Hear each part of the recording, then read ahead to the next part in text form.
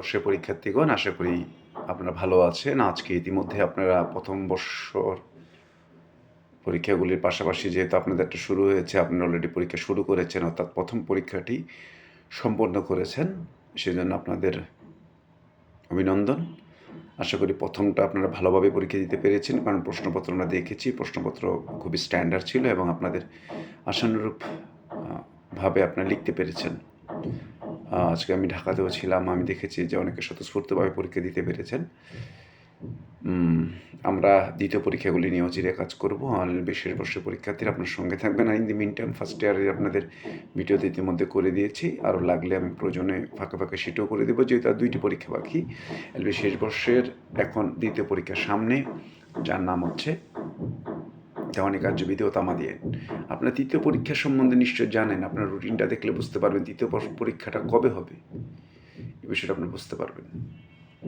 আশা করি বিষয়টা প্রবেশপত্রগুলির মধ্যে রুটিনটা একটু দেখবেন আপনারা, ওই পরিবর্তনটা দেখলে আপনার জন্য ভালো হবে। দেওয়ানি কার্যবিধির আর তামাদির মধ্যে, তামাদি থেকে তো আমাদের মূলত আনসার করতে হচ্ছে সব মিলিয়ে একটি, অথবা ওখানে 2টি প্রশ্ন থাকবে, একটি প্রশ্ন আনসার করতে হবে, আপনাকে বেছে আনসার করতে হবে। এই কারণে নাম্বারটা তোলা প্রয়োজন। আপনারা জানেন এখন তো কোনো এক সাবজেক্টে ফেল করা মানে হচ্ছে পুরো সাবজেক্টেই ফুল ওই ইয়ারেই ফেল।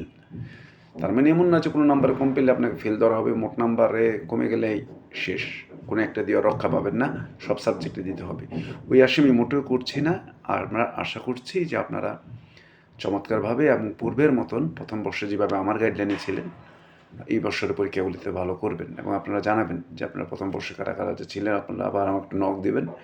অনেক দিন পরীক্ষা পর আবার পড়ানো শুরু করছি ইউটিউবে, আমাকে লাইভে পাবেন, ভিডিওগুলির মধ্যে পাবেন।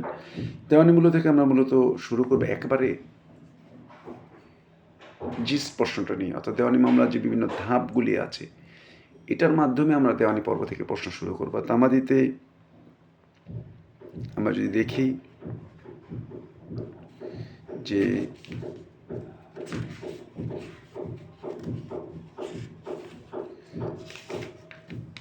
প্রশ্নগুলি আছে, এগুলি ইম্পর্টেন্ট প্রশ্নগুলি নিয়ে, সেগুলি নিয়ে আমরা পর্যায়ক্রমে আলোচনা করবো। কিন্তু প্রশ্ন করতে পারেন যে স্যার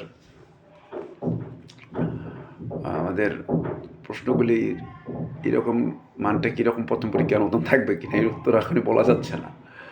কারণ হচ্ছে পরীক্ষা তো পরীক্ষাতেই আমাদের পরীক্ষার মতনই পড়তে হবে। ল পরীক্ষার্থীর মতন দেবেন। আমরা জাস্ট বলে দেবো যে কী বিষয়গুলিতে একটু নজর দিবেন, বিষয়গুলি একটু বুঝিয়ে দিব, এবং আপনারা আপনাদের মতামতগুলিকে জানাবেন যে আপনারা উপকৃত হচ্ছেন কি না। উপকৃত হওয়াটা আমাদের জন্য শুকরিয়া স্বরূপ আল্লাহর কাছে, যে আমরা আপনাদের চেষ্টা করছি আপনাদের গঠনমূলক পড়াগুলিকে সহজ করে দেওয়ার জন্য, যাতে একটু মেমোরাইজ করে দিলে নিজে থেকে পড়তে ভালো লাগে। আশা করি সঙ্গে থাকবেন। দ্বিতীয় পরীক্ষার জন্য ধারাবাহিক ভিডিওগুলি নিয়ে আসবো। বরাবরই ভালো থাকবেন। ধন্যবাদ সবাইকে। প্রস্তুতি নিতে শুরু করে দেন।